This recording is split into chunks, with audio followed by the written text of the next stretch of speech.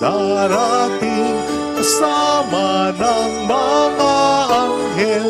Kailan may di magdidilim, pagkat laging magniningning ang liwanag niya sa akin. Halina, halina, kami ay hanapin. Panginoon, Panginoon, Pastor namin.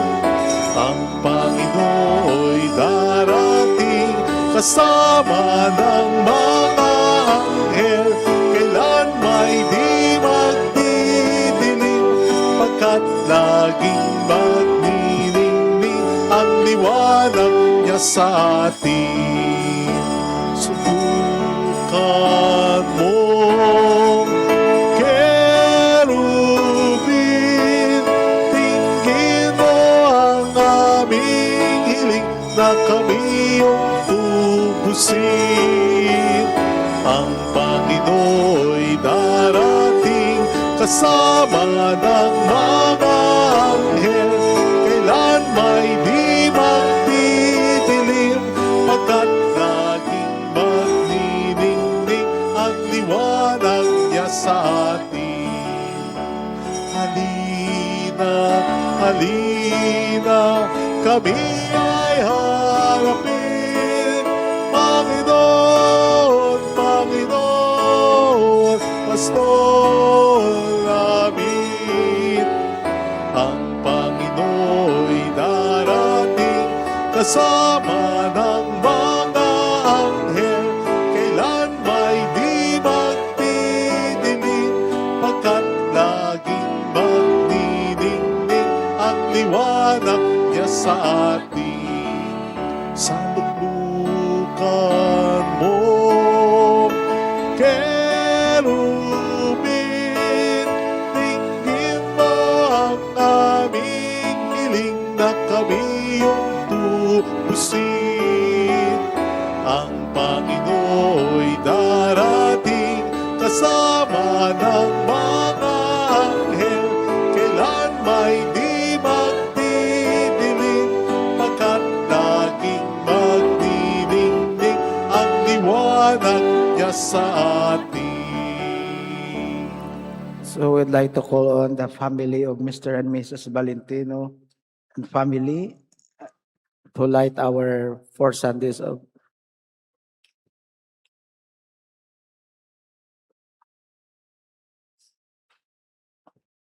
Okay, thank you very much. So for our celebration tonight, we include in our celebration all the sick members of our families, our relatives and friends, especially for the good health and for the total recovery of Ropo Sardido. And likewise, let us also remember all the departed members of our families, our relatives and friends, especially for the soul of Manuel and Teresita Sardido. So we begin our celebration in the name of the Father, and of the Son, and of the Holy Spirit. Amen. The grace of our Lord Jesus Christ and the Lamb of God, and the communion of the Holy Spirit be with you all. And with your spirit. My dear brethren, let us acknowledge our sins and so prepare ourselves to celebrate the sacred mysteries. I confess to Almighty God and to you, my brothers and sisters, that I have greatly sinned in my thoughts, in my words, in what I have done, and in what I have failed to do. Through my fault, through my most grievous fault. Therefore I ask Blessed Mary, ever Virgin, all the angels and saints, and you, my brothers and sisters, to pray for me to the Lord our God. And may Almighty God have mercy on us, forgive us our sins, and bring us to everlasting life. Amen. Lord, have mercy. Lord, have mercy. Christ, have mercy. Christ, have mercy. Lord, have mercy. Lord, have mercy. Let us pray.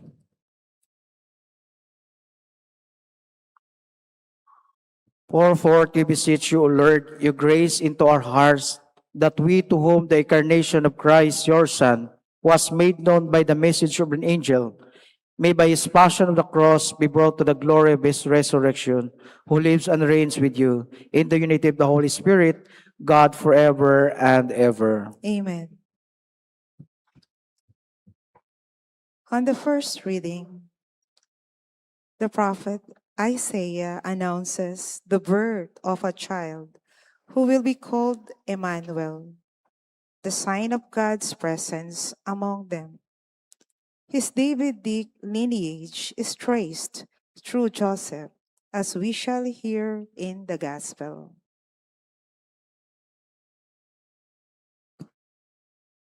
A reading from the book of the prophet Isaiah. The Lord spoke to Ahaz, saying, Ask for a sign from the Lord your God. Let it be deep as the netherworld, or high as the sky. But Ahaz answered, I will not ask, I will not tempt the Lord. Then Isaiah said, Listen, O house of David.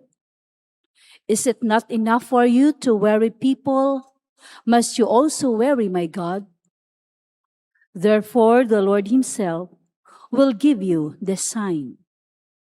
The virgin shall conceive and bear a son, and shall name him Emmanuel. The word of the Lord. Thanks be to God. Let the Lord enter. He is King of glory. Let the Lord enter. He is King of glory. The Lord's are the earth and its fullness, the world and those who dwell in it. For he founded it upon the seas and established it upon the rivers. Let the Lord enter. He is King of glory. Who can ascend the mountain of the Lord, or who may stand in his holy place? One whose hands are sinless, whose heart is clean, who desires not what is vain. Let the Lord enter. He is King of glory. He shall receive a blessing from the Lord, a reward from God his Savior. Such is the race that seeks for him, that seeks the face of the Word, God of Jacob. Let the Lord enter. He is King of glory. On the second reading, the Apostle Paul tells us that the Lord Jesus is the fulfillment of the prophecies of old, as contained in the scriptures. He is from the lineage of David in his human nature. A reading from the letter of St. Paul to the Romans. Paul, a slave of Christ Jesus, called to be an apostle and set apart for the gospel of God, which he promised previously through his prophets in the Holy Scriptures, the gospel about his Son, descended from David according to the flesh, but established as Son of God in power, according to the Spirit of holiness, through resurrection from the dead, Jesus Christ our Lord. Through him, we have received the grace of apostleship to bring about the obedience of faith for the sake of his name, among all the Gentiles, among whom are you also, who are called to belong to Jesus Christ. To all the beloved of God in Rome, called to be holy, grace to you, and peace from God our Father and the Lord Jesus Christ. The word of the Lord. Thanks be to God.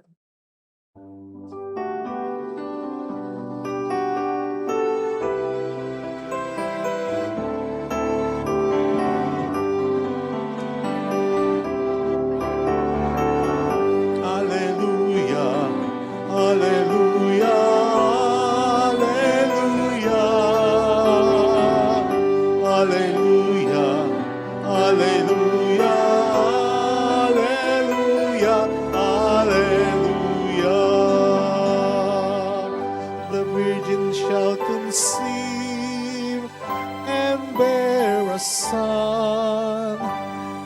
shall name him Emmanuel. Hallelujah, hallelujah, hallelujah, hallelujah, hallelujah, hallelujah, hallelujah.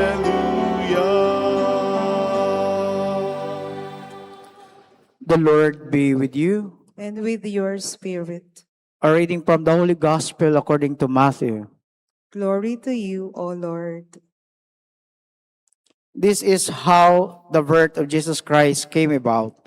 When his mother Mary was betrothed to Joseph, but before they lived together, she was found with child through the Holy Spirit. Joseph, her husband, since he was a righteous man, yet unwilling to expose her to shame, decided to divorce her quietly. Such was his intention when behold the angel of the Lord appeared to him in a dream and said to Joseph, son of David, do not be afraid to take Mary, your wife, into your home, for it is through the Holy Spirit that this child has been conceived in her. She will bear a son, and you are to name him Jesus, because he will save his people from their sins. All this took place to fulfill what the Lord had said through the prophet. Behold, the virgin shall conceive, the bear a son, and they shall name him Emmanuel, which means God is with us. When Joseph awoke, he did as the angel of the Lord had commanded him and took his wife into his home. So the gospel of the Lord. Praise to you, Lord Jesus Christ. So good evening, everyone. Hoy, magandang gabi po sa ating lahat. Ay, hindi pala sila makaintindi ng English. Gusto pala nila Tagalog. Anyway, mga kapatid ko kay Kristo, tayo po ngayon ay nasa ika-4 na po na linggo sa panahon ng Advento kung saan atin pong pinaghandaan ang pagdating po ng kapanganakan ng sanggol na siyang magliligtas sa atin. Sa ating Ebanghelyo po mga kapatid, kung tayo po ang nasa sitwasyon ni Saint Joseph o ni San Jose, ano po ang gagawin natin? No, kung tayo sa kalagayan ni San Jose, makikinig ba tayo sa anghel ng Diyos? O malakas nating ipagtanggol ang ating dangal na pipiliing wag na lang makinig? Kasi kung titingnan natin mga kapatid, mahirap sa part ni San Jose o ni Saint Joseph na kung ikaw ang lalaki, then mag-aasawa ka, magpapakasal ka sa babae, and then na-discover mo na malapit na kayo kasal, buntis na pala. No, it is difficult to his part, no? Na ganun magde-decide. Pero makinig ka ba sa sinasabi ng Diyos? O sundin mo kung ano ang nasa puso mo? Like for example, kung yung plano mo, na iwanan na lang siya. No? Marahil, marami sa atin ang nahihirapan or masasaktan ang ating damdamin at dudurog ang ating dangal, no? Iisipin natin na malaman na ang sanggol na dinadala sa sinapupunan ng ating asawa ay hindi pala sa atin. Nakakababa ng pagkalalaki dangal sa isang lalaki na yung asawa, yung maging asawa mo, buntis na sa iba. Di ba? So, sino sa atin ang hindi matitinag sa ganitong pagsubok? Gaya natin, si Jose rin ay tahimik at nakipagbuno sa kalooban ng Diyos. Ngunit hindi siya pinabayaan ng Diyos, mga kapatid, sa pamamagitan ng isang anghel na nagpakita sa kanya sa panaginip. Nagsalita ang Diyos at pinili ni Jose na makinig. Di ba? Mula noon, mga kapatid, wala na siyang reklamo pa kung anong sinasabi ng Diyos, kundi sumunod na lamang. Nagpakumbaba at nagtiwala at sumunod. Mga kapatid, kay San Jose, nakikita natin ng isang katwiran at tunay na masabi natin tao isang taong nagnanais umunawa sa mga nangyayari sa kanyang buhay. Hindi siya nagpadalos-dalos ng desisyon. Hindi niya hinayaang manaig ang galit sa kanyang puso. Ngunit nang ipahayag sa kanya ang kalooban ng Diyos na siya'y magiging bahagi ng plano ng Diyos para sa kaligtasan ng sanlibutan at buong katauhan, hindi na siya nagtanong pa. No, tahimik at buong puso niyang sinunod ang kalooban ng Diyos. So mga kapatid ko kay Kristo, ano po ba ang nais ipaiwatig sa atin ngayon? Tayong lahat ay may mga saring plano sa buhay natin. Alam natin yan, no? May mga pangarap tayo na para sa tagumpay, no? Katiwasayan at kapakanan ng ating pamilya. Lahat tayo, no, may mga pangarap sa buhay natin. Nagsusumikap tayo, nangangarap at umaasa, ngunit may sariling mga plano ang Diyos, no? May mga sandaling hindi natutupad ang ating mga plano sa kabila ng lahat ng ating pagsusumikap. No? Sa ganitong mga sandali, tayo inaanyayang magtiwala ng mas malalim pa. May plano ang Diyos para sa atin at kadalasan ito'y naiiba sa ating inaakala. Iba sa plano natin ang plano ng Diyos para sa atin. Halimbawa, like for example mga kapatid, katulad ko, bago po ako magdesisyon na pumasok sa seminaryo, ang dami kong mga plano sa buhay kong gawin. Una-una, gusto kong makapagtapos ng pag-aaral, makapagtapos ng kolehiyo, at sa awa ng Diyos, no, nakapagtapos po ako. Nung nakapagtapos po ako ng kolehiyo, sabi ko, kailangan ko makapagtrabaho, makahanap ng magandang trabaho. At sa awa ng Diyos, nakapagtrabaho naman. No, napagkaloob ng Diyos ang gusto ko makapagtrabaho. No? Marami pa ako mga plano. May mga plano pang gusto ko maging isang sikat na atleta. No? May mga plano akong gusto ko magkaroon ng isang masayang pamilya. No? Magkakaroon ng asawa. 'Di ba? At 'yun ang plano na hindi tinupad ng Diyos. No, sa dami kong naging girlfriend, no? Iwan ko ba? Nung kabataan ko, bakit habulin ako ng mga babae? Pati ng mga binabai? At yun ang hindi po ipinagkaloob sa akin ng Diyos. Kahit na mayroon akong trabaho, nakapagtapos na ako, mayroon na po akong mga ipon, plano mag-asawa, pero bakit hindi pinagkaloob ng Diyos? Kasi something na may kulang sa akin. Parang may something na bumubulong sa akin. Dante, maglingkod ka sa simbahan. No, alam mo ba, kahit college na ako, naglingkod pa rin ako sa simbahan. Nagsiserve pa rin ako sa parokya namin. At doon po parang napagtanto ko, parang masaya ang maglingkod sa simbahan. At doon ko napagtanto na parang ang buhay ko, naramdaman ko yung tunay na kasiyahan sa paglilingkod sa simbahan. At hindi doon sa mga kinikita ko sa trabaho ko. Hindi doon sa nakapagtapos ako ng pag-aaral. No, yun po ang plano. Iba ang plano ng Diyos sa akin. Kaya I decided to enter the seminary.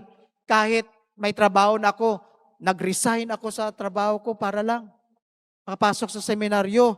Although hindi pa yon malinaw sa akin kung ano talaga ang plano ng Diyos sa akin, na kahit na sa loob ng seminaryo, ay hindi ko iniisip na magpari ako. Di ba? Kahit walang kasiguraduhan ng buhay ko, sinasabi ko sa Kanya, Lord, Ikaw na bahala sa akin. Kung ano ang kalooban mo, kung ano ang gusto mo, kung ano ang plano mo sa akin, ikaw ang masusunod. At ngayon, ito pala ang plano ng Diyos sa akin. No? Hindi man natupad ang isang magandang pamilya na pinapangarap ko, natupad naman ang plano ng Diyos para sa akin na maglingkod sa kanyang simbahan. So mga kapatid ko kay Kristo, yung kwento ng istorya ko, maybe isang kwento din ng istorya ninyo, iba-iba lang ang pagtawag ng plano ng Diyos sa atin. Iba-ibang tawag ng paglilingkod sa simbahan. Kaya mga kapatid ko kay Kristo, tayo rin, maring hindi pa natin lubos na maunawaan ang kanyang mga paraan sa atin. Ngunit nakatitiyak tayo ng kanyang plano ay para sa ating ikabubuti. Katulad ni San Jose. Siguro may mga ibang plano pa yun si San Jose sa buhay niya. Pero ito yung plano ng Diyos sa kanya. Di ba? Madalas ating naririnig na kapag isinasara ng Diyos ang isang pinto sa ating buhay, nagbubukas siya ng isang bintana. At para kay San Jose, ang pintong nagsara ay ang kanyang pangarap na maging isang amang biological ng ating Panginoon. Ngunit ang bintanang nagbukas ay higit na dakila because siya ang naging ama ni Jesus. Baka ang pangarap ni Jose lang doon na makapag-asawa siya, magkaroon siya ng anak na sa kanya mismo galing biological. Pero iba ang plano ng Diyos sa kanya. At masigit pa doon ang plano ng Diyos, naging ama siya ng ating Panginoong Hesus. Di ba? So mga kapatid, siya rin ang naging mahalagang bahagi ng plano ng Diyos sa kaligtasan natin. Dahil sa kanyang pagsunod, nailigtas ang mahal na birhen sa kahihiyan. Nailigtas ang mahal na birhen sa panlalait at maging sa marahas na kamatayan sa pamamagitan ng pagbato. Kasi sa pamanahon nila noon, mga kapatid, kapag ang babae nahuli ka, nakipag-apid sa hindi mo asawa, or nabuntis ka na walang asawa, mayroon pong kaparusahan yon. Ang parusa yun ay walang iba kundi iharap ka sa public at babatuhin hanggang sa ikaw ay mamamatay. Dahil sa pagpakikinig ni San Jose sa plano ng Diyos, nailigtas na si Mary sa kahihiyan. At yun po ang plano sa kanya. Kaya mga kapatid, kung ang landas natin na tinatahak ay tila malabo pa o masabi natin madilim at puno ng mga pangamba, magtiyaga tayo.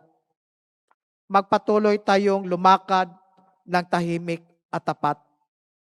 Tularan natin si San Jose, mapagpakumbaba, masunurin, nagtitiwala, tahimik, hindi nagrereklamo, at laging handang makinig sa tinig ng Diyos. Mga kapatid, may plano ang Diyos para sa bawat isa sa atin. Kahit hindi pa na malinaw sa atin ngayon, kahit ito'y nangangahulugan ng kailangan nating magsakripisyo, maghintay tayo, nakatitiyak tayong ito ay magkakatotoo sa panahong itinakda sa atin ng Diyos.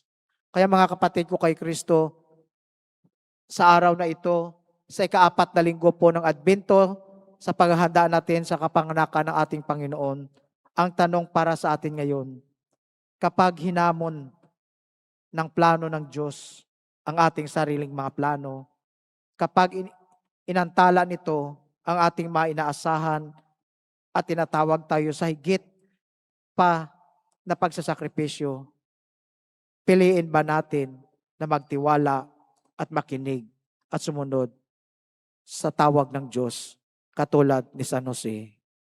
So naway mga kapatid ko kay Kristo, sa katauhan ni San Jose, gawin nating modelo sa buhay natin. Gawin natin inspirasyon sa buhay natin. No, matuto tayong makinig, tumahimik, at sumunod sa kalooban ng Diyos na sa gayon, ang lahat ng plano ng Diyos para sa atin ay masigit pa doon sa inaakala natin. Kapag matuto tayong sumunod at magpakumbaba. Amen. So please all stand. Let us profess our faith. I believe in God, the Father Almighty, creator of heaven and earth, and in Jesus Christ, his only Son, our Lord, who was conceived by the Holy Spirit, born of the Virgin Mary, suffered under Pontius Pilate, was crucified, died, and was buried. He descended into hell. and On the the third third day day he he rose rose again from the dead. He descended ascended into into heaven, heaven, where and is is seated seated at at the the right right hand of God, God, the the Father Father Almighty. Almighty. From From there there he will come to judge the living and the dead. and I believe in the Holy Spirit, the the Holy world of Catholic Catholic Church, the the communion of sins, saints, the the forgiveness forgiveness of of sins, sins, the the resurrection resurrection of the of the body, body, and the and life life of the world. everlasting. Amen. Amen. Offertory. The Heavenly Father entrusted the mystery of the Savior birth of Saint Joseph and the guardian of the Holy Family. Let us pray that following the example of Saint Joseph, we may mirror the love of the Heavenly Father here on earth. Let our response be, Loving Father, hear our prayer. Loving Father, hear our prayer. May the Pope, bishops, and the clergy like Saint Joseph mirror God's fatherly care for the people entrusted to their pastoral ministry. We pray. Loving Father, hear our prayer. May government officials and civic leaders act like responsible guardians in providing for the needs of the people, keeping them safe and enhancing their development. We pray. Loving Father, hear our prayer. May fathers turn to the Lord in moments of difficulties and dream of a bright future for their children. We pray. Loving Father, hear our prayer. May the candle of love on this fourth Sunday of Advent inspire us to share this love with our family and friends, but especially with those in most need of it. We pray. Loving Father, hear our prayer. May Saint Joseph, patron of the dying, help those who are about to pass from this life and direct them to the vision of the Lord Jesus. We pray. Loving Father, hear our prayer. Let us pray for the urgent concerns of our community and our personal intentions. We pray. Loving Father, hear our prayer. Loving Father, you made Saint Joseph the guardian of the Redeemer. Through his intercession, watch over the family redeemed by the blood of your Son, Jesus Christ our Lord, who lives and reigns forever and ever. Amen. Offertory.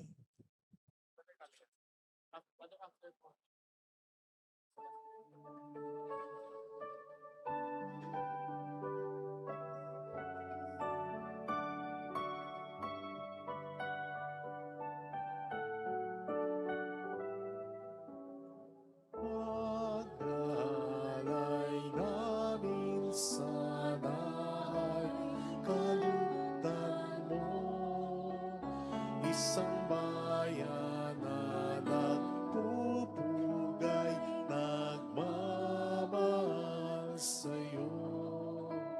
Sa anyo nito tinapay na nagdudulot ng buhay at tanak na sagisag ng bigay mong kaligtasan. Pakinggan mo kami, mapagkalingang Diyos. Idulot mong sarili namin laging maihandog sa banal mong lapag ngayon. Amin ang ginaganap.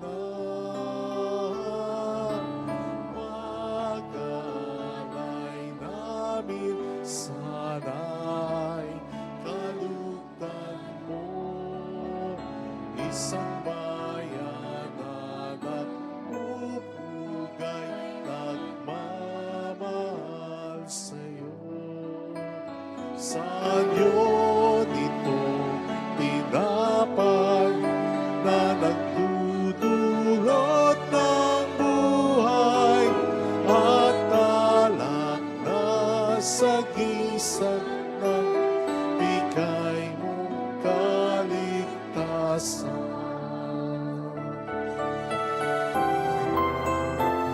Hayag mo kami sa yaman ay kapos. Gawing karapat-dapat bunga ng pagpapago sa banal na pagtitipon, pag-ibig ang tugon. Pagkanay namin sana ay kalugdan mo, isang bayan na nagpupugay, nagmamahal sa'yo. Sa iyo dito tinapay na nagdudulot ng buhay at alak na sa gisag ng bigay mong kaligtasan. Pakinggan mo kami, mapagkalingang Diyos. Ipulot mong sarili namin naging maihandog sa banal mong kapagnayon, amin ang ginaganap. Pagkalay namin sana ay kalugdan mo, isang bayan na nagpupugay, nagmamahal sa'yo. Sa iyo dito tinapay na nagdudulot ng buhay at alak na sa gisag ng bigay mong kaligtasan.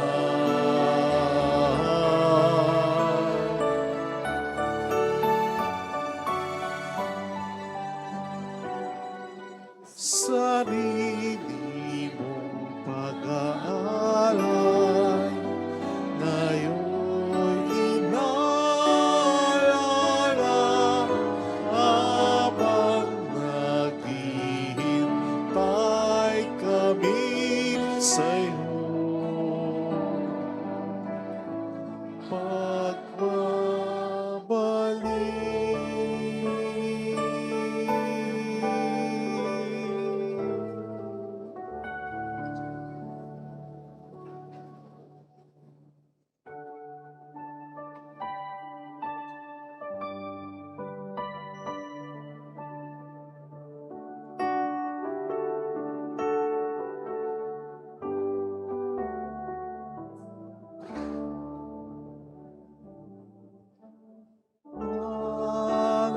Panginoon, Panginoon, naririto kami ninyong mga lingkod. Panginoon, Panginoon, yamang ako'y niligtas, hinaling at tinubos. Ako ngayon'y maghandog ng haing pasasalamat, ang handog kong panalangin, sa iyo ko ilalagay.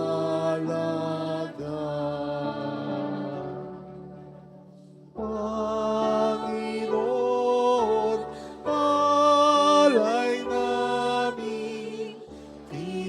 tinapay na ito'y hain sa iyong altar. Nagmula po sa trigo, bunga ito ng paggawa, tanggapin mo't basbasan. Ako ngayon'y maghandog ng haing pasasalamat. Ang handog kong panalangin, sa iyo ko'y lalagay. Panginoon, alay namin, ang alak na ito'y hain sa iyong altar. Nagmula po sa ubas, katas ito na piniga, tanggapin mo't basbasan. Ako ngayon'y maghandog ng haing pasasalamat. Ang handog kong panalangin, sa iyo ko'y lalagay.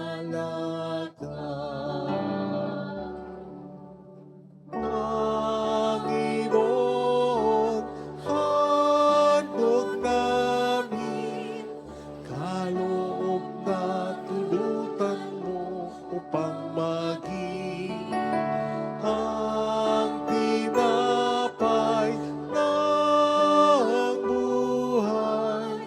Alak na to'y nagdudulot ng iyong Espiritu. Ako ngayon'y maghandog ng haing pasasalamat. Ang handog kong panalangin, sa iyo ko'y lalagay. Panginoon, laan namin sa buhay na ito'y loob mo ay sundin. Panginoon, lugod namin, maglingkuran ang layunin na ika'y paghariin. Ako ngayon'y maghandog ng haing pasasalamat. Ang handog kong panalangin, sa iyo ko'y lalagay.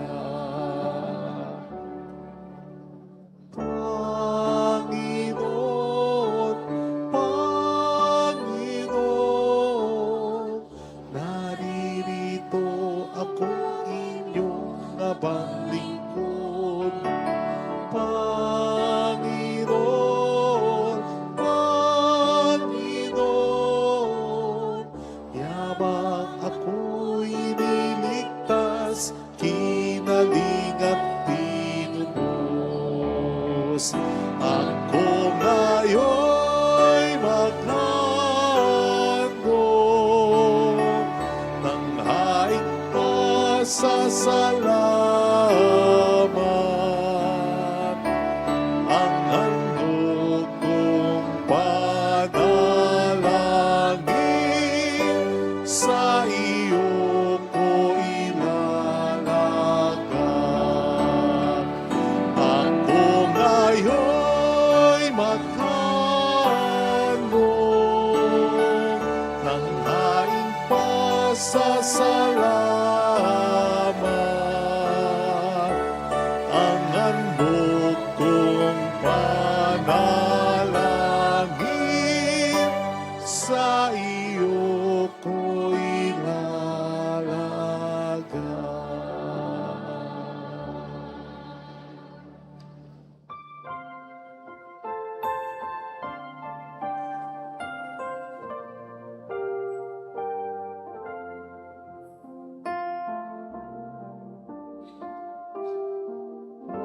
walay namin sa iyong pagdating, kabutihan, pag-asa't mga pusong tapat.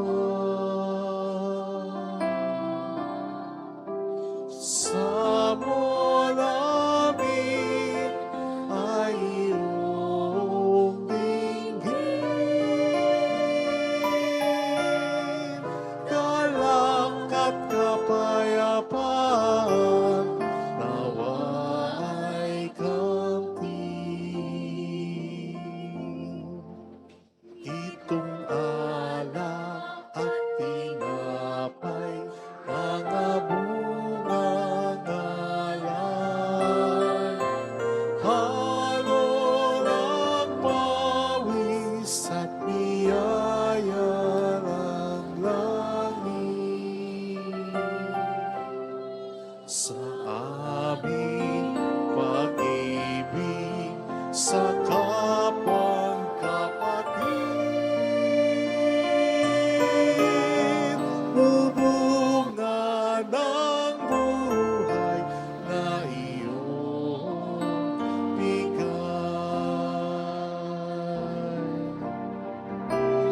Alay namin sa iyong pagdating, kabutihan, pag-asa't mga pusong tapat. Sa mo namin ay iyong dinggin, galak at kapayapaan nawa ay kamtin.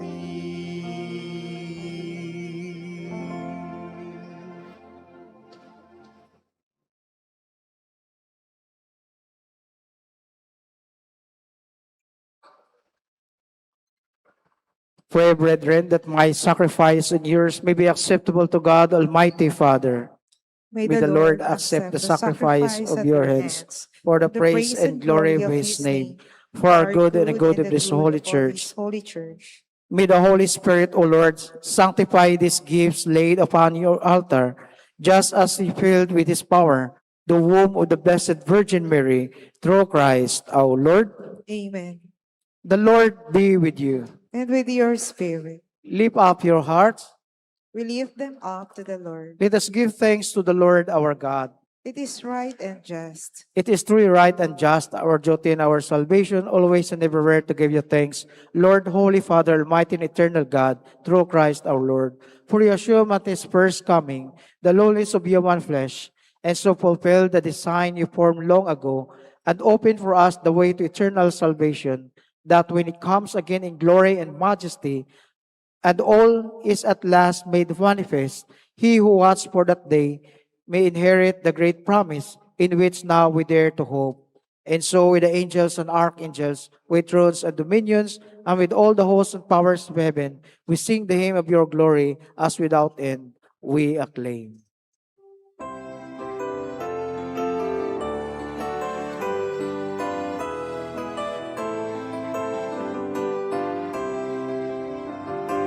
Santo, Santo, Santo, Panginoong Diyos ng mga hukbo, napupuno ang langit at lupa na kadakilaan mo. Hosana, Hosana, Hosana sa kaitaasan.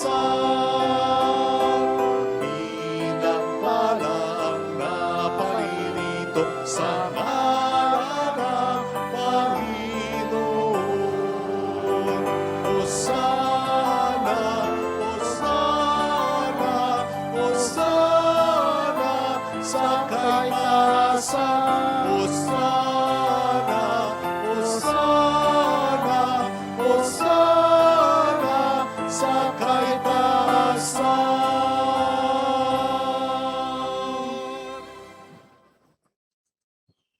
You are indeed holy, O Lord, the fount of all holiness. Make holy therefore these gifts, we pray, by sending down your Spirit upon them like a dewfall, so that they may become for us the body and blood of our Lord Jesus Christ. At the time he was betrayed and entered willingly into his passion, he took bread and gave you thanks, broke it.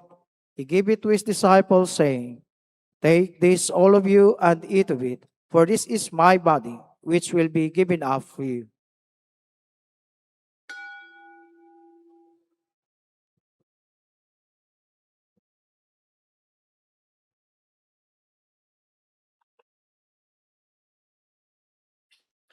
In a similar way, when supper was ended, he took the chalice and once more giving thanks, he gave it to his disciples, saying, Take this, all of you, and drink from it, for this is the chalice of my blood, the blood of the new and eternal covenant, which will be poured out for you and for many, for the forgiveness of sins.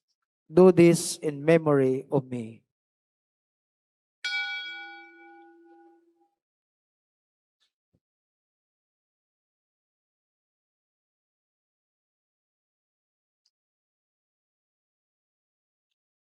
The mystery of faith. When we eat this bread and drink this cup, we proclaim your death, O Lord, until you come again.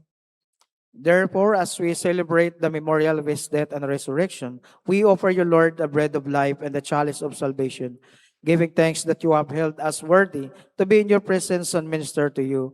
Humbly we pray that partaking of the body and blood of Christ, we may be gathered into one by the Holy Spirit. Remember, Lord, your church spread throughout the world, and bring her to the fullness of charity, together with Leo, our Pope, and Dinis, our Bishop, and all the clergy. Remember also our brothers and sisters who have fallen asleep in the hope of the resurrection, and all who have died in your mercy. Welcome them into the light of your face.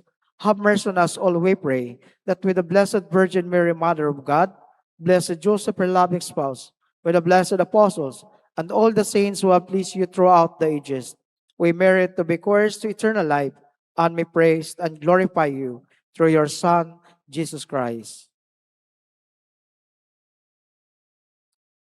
Through him, and with him, and in him, O God, Almighty Father, in the unity of the Holy Spirit, all glory and honor is yours forever and ever. Amen.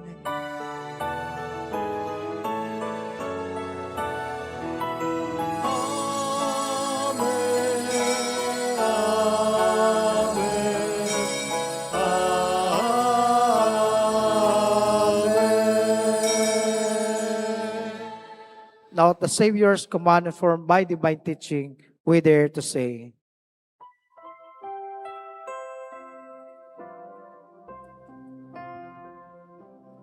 Our Father, who art in heaven, hallowed be thy name.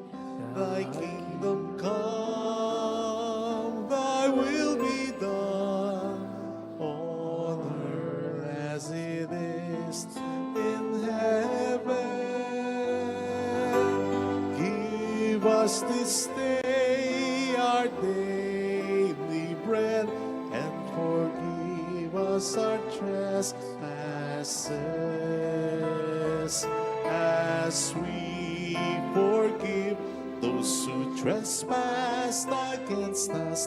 And lead us not into temptation, but deliver us from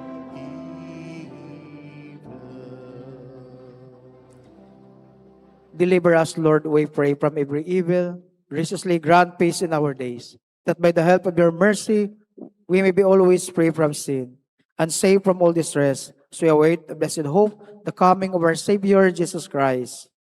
For the kingdom, the power, and the glory are yours, now and forever. Lord Jesus Christ, who said to your apostles, Peace I leave you, my peace I give you. Look not on our sins, but on the faith of your church, and graciously grant her peace and unity in accordance with your will, who live and reign forever and ever. Amen. The peace of the Lord be with you always. And with your spirit. Now let us offer each other the sign of peace. Peace be with you all. Peace be with you.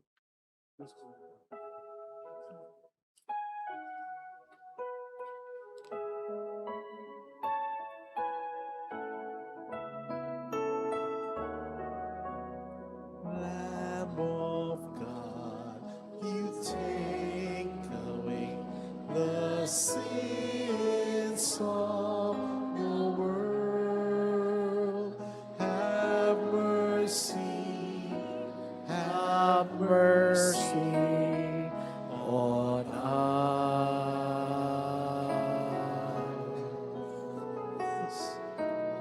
Lamb of God, you take away the sins of the world.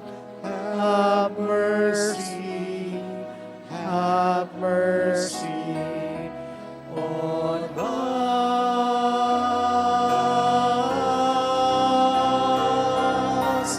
Lamb of God, you take away the sins of the world.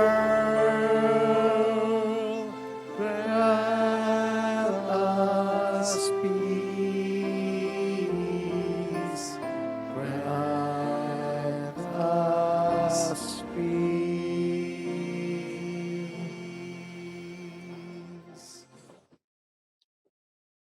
So this is Jesus, the Lamb of God. Behold him who takes away the sins of the world. Blessed are those called to the supper of the Lamb. Lord, I am not worthy that you should enter under my roof, but only say the word, and my soul shall be healed. May the body and blood of Christ keep me separate from another.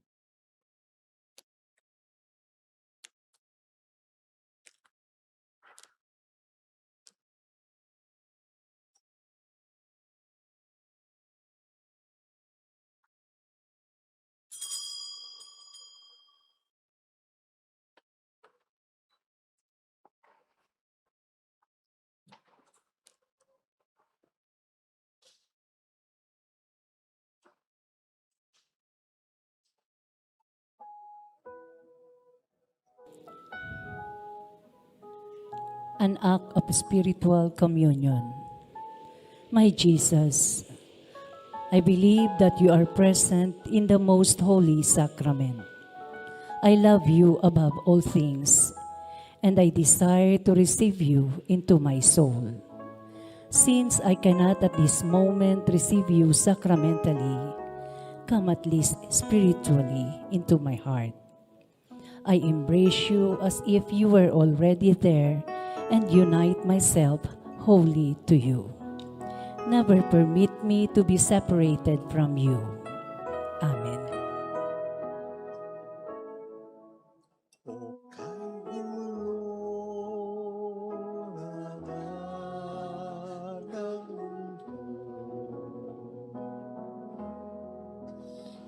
hirap sakuna at lungkot, kaya sama-sama tayong manalangin dahil darating na ang Pasko. Panginoon, halina't pumarito ka. Sagipin mo ang bayan, ikaw ang pag-asa.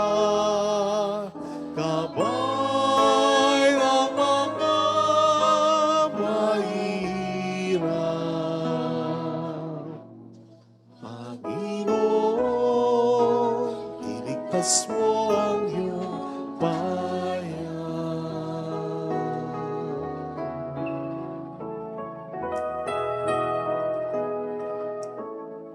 Di ba't kay saya dapat ng Pasko? Kung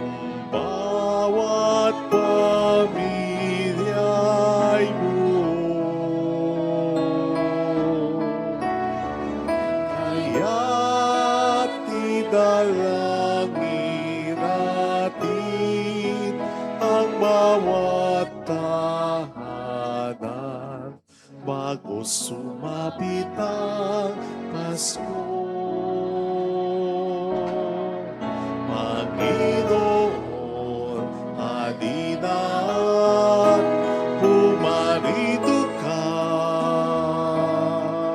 Sagipin mo ang bayan, ikaw ang pag-asa. Gabay ang mga mahirap. Panginoon, iligtas mo ang iyong bayan. Panginoon, halina at pumarito ka. Sagipin mo ang bayan, ikaw ang pag-asa. Gabay ng mga mahirap. Panginoon, iligtas mo ang iyong bayan.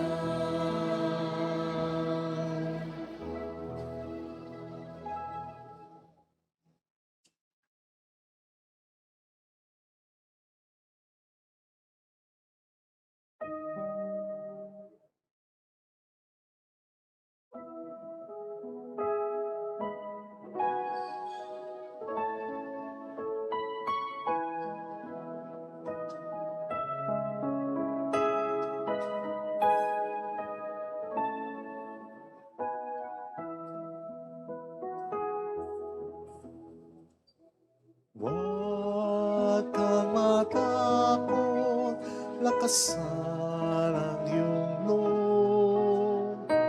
Darating na ang Panginoong Diyos at ililigtas ka sa mga kaaway. Ang mga bulag ay makakakita at makaririnig. Ang mga bingi katulad ng usa, ang pilay lulundag, aawit sa galak ang mga bibig. Huwag kang matakot, lakasan ang iyong loob. Darating na ang Panginoong Diyos at ililigtas ka sa mga kaaway. Ang mga tinubos ng Panginoon ay babalik sa Jerusalem, masiglang umaawit ng pagpupuri, paghaharian sila ng kaligayahan. Huwag kang matakot, lakasan ang iyong loob. Darating na ang Panginoong Diyos at ililigtas ka sa mga kaaway. Lungkot at dalamhati mapapalitan ng tuwa at galak magpakailanman.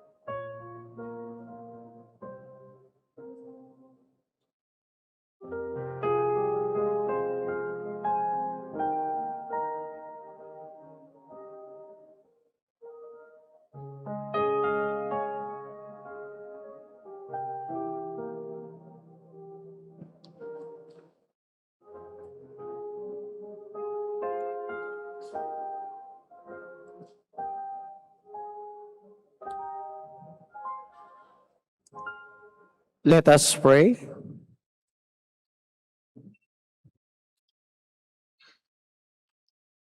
Having received the pledge of eternal redemption, we pray, Almighty God, that as the feast day of our salvation draws ever nearer, so we may praise forward all for the more eagerly to the worldly celebration of the mystery of your Son's nativity, who lives and reigns forever and ever. Amen.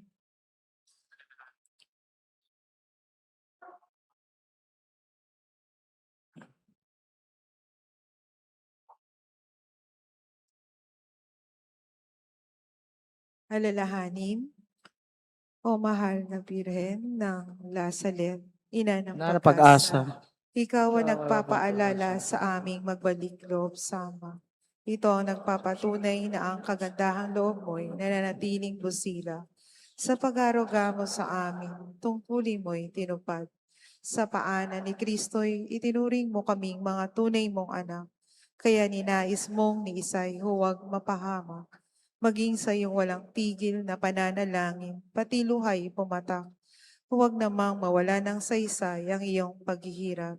Hiling nawa namin sa iyo, o aming inang liyag, na matapos ang pakikibaka namin sa mundong ito at sa pananatili naming tapat kay Kristo, sa kapurihan mo'y makibahagi kaming ganap upang kung nasaan ka ngayon, ay maparoon din kaming lahat at ang kaganapan ng kaluwalhatian ng Diyos Amay, tuluyang matupad siya nawa.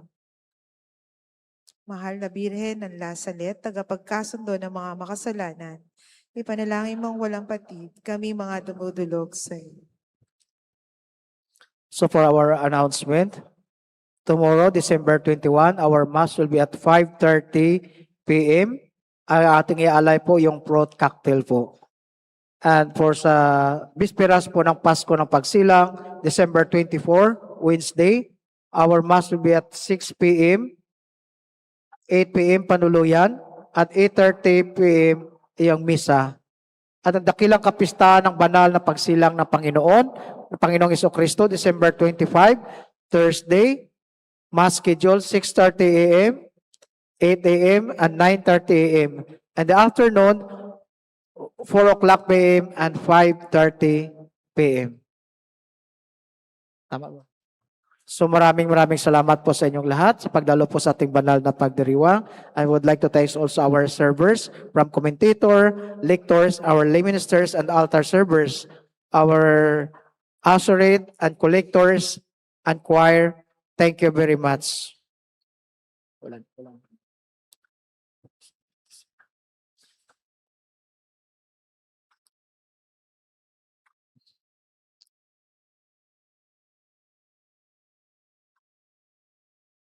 The Lord be with you. And with your spirit, Bow your head for God's blessing. May the Almighty and merciful God, by whose grace you have pleased your faith in the first coming of His only begotten Son, and here for His coming again, sanctify you by the radiance of Christ's advent, and enrich you with His blessing. Amen. As you run the race of this present life, may we make you firm in faith, in joyful hope, and active charity. Amen.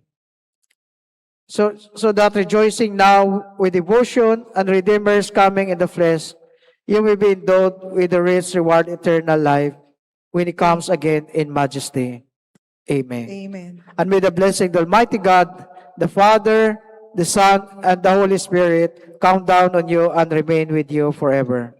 Amen. Amen. So the Mass has been offered. Go in peace. Thanks be to God.